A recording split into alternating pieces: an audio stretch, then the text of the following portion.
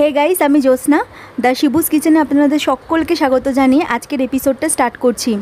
Summer special একটা recipe নিয়ে আজকের এপিসোডটা আমি স্টার্ট করছি। রেসিপিটা একটু অন্যরকমভাবে আমি বানিয়েছি, তাই আপনাদের সকলের কাছে অনুরোধ রইল রেসিপিটা পুরোটা দেখার জন্যে। প্রথমেই আমি গরম তেলের মধ্যে তেজপাতা আর শুকনো লঙ্কা আর গোটা গরম মশলার ফোড়ন দিয়ে দেবো।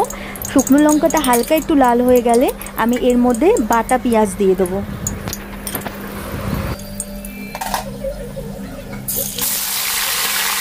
এবার এই পেঁয়াজ বাটাটা আমি ধিমি আঁচ করে 5 মিনিট কষিয়ে নেব। তাহলে পেঁয়াজ বাটাটা আরও একটু গাঢ় হয়ে যাবে আর ওপরে তেলটা ছেড়ে দেবে আর কালারটা ব্রাউন কালার হয়ে যাবে।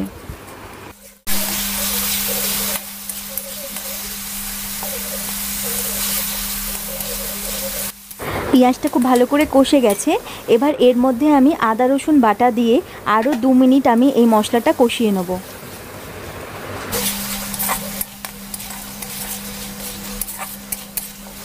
পেঁয়াজ আর আদা রসুনটা ভালো করে কষানো হয়ে গেছে।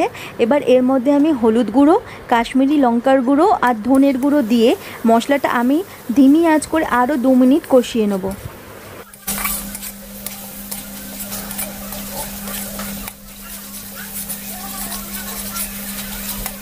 মশলাটা খুব ভালো করে কষানো হয়ে গেছে, তেলটা মশলার উপর ছেড়ে দিয়েছে।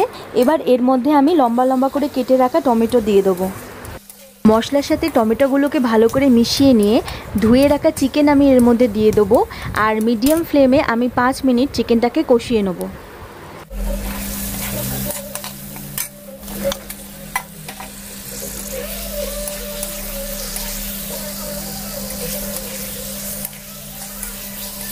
চিকেনটা খুব ভালো করে কষানো হয়ে গেছে। এবার ধুয়ে রাখা এর মধ্যে আমি এঁচোড় দিয়ে দেবো। এঁচোড়টা দিয়ে মিডিয়াম ফ্লেমে আমি এঁচোড়টাকেও 5 মিনিটের জন্য কষিয়ে নেব।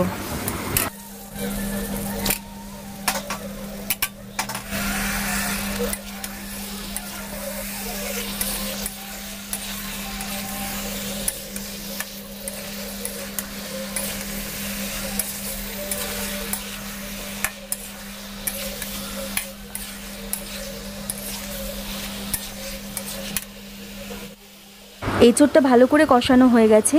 এবার এর মধ্যে আমি জিরের গুঁড়ো, পরিমাণ মতো নুন আর গোলমরিচের গুঁড়ো দিয়ে আমি হাই ফ্লেমে 2 মিনিটের জন্যে এই এঁচোড় আর চিকেনটাকে ভালো করে কষিয়ে নেব।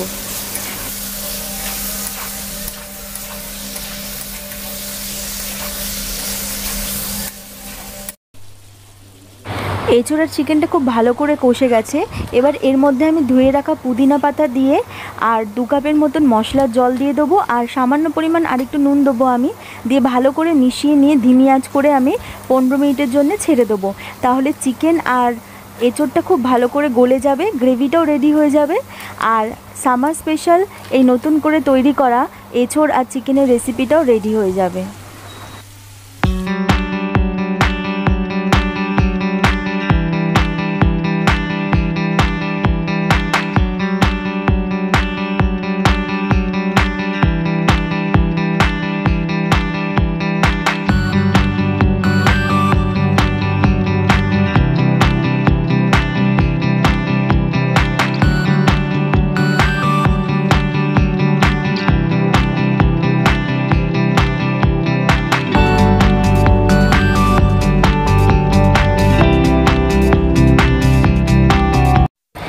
গাইস, সামার স্পেশাল এই এঁচোড়ের নতুনভাবে তৈরি করা রেসিপিটা যদি আপনাদের ভালো লাগে প্লিজ একটা লাইক করে দেবেন আর এই রকম নতুন নতুন রেসিপির জন্য চ্যানেলটাকে প্লিজ সাবস্ক্রাইব করে নিন।